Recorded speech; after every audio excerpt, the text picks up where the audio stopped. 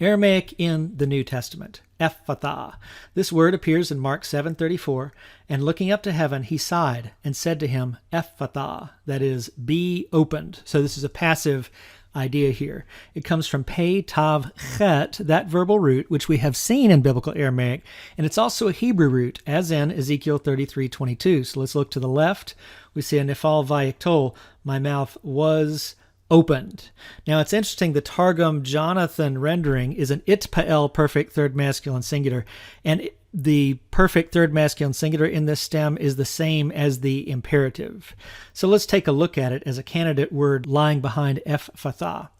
First we ask, wait a minute, why is there a patach there instead of a tzere? And that's because of the influence of the chet at the end, so that works.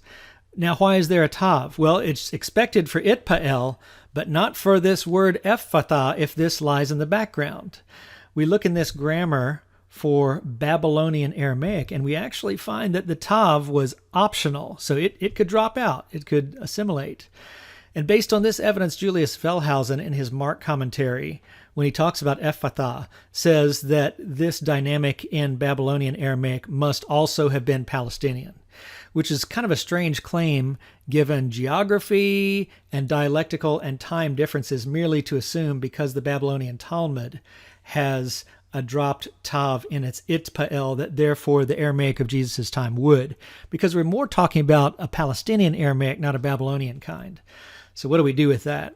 Well, just some evidence we can look at appears in Targum Neophiti. It's a Palestinian Targum.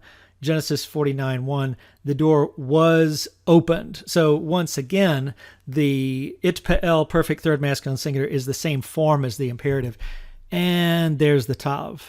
So it looks like we're stuck with the tav until we notice Targum Yerushalmi 2, the fragment Targum, Vatican Manuscript 440, actually drops the tav. And here we have a candidate for Ephphatha as a background, but we do want to address what's probably the first question in a lot of viewers' minds. Wait a minute, why is it a doubled F sound for that pei and not a P? Well, Jeffrey Kahn reminds us that before the time of the Masoretes, there was actually a time, probably in the Aramaic of Jesus' time, where the pei had an aspirated sound, so there's a lot of air coming out of your mouth, where it would have sounded like an F, a phi sound, to a Greek transliterator. So it is really legitimate to say that the itpael imperative masculine singular of pei tav he is what Ephphatha is in transliteration, be opened.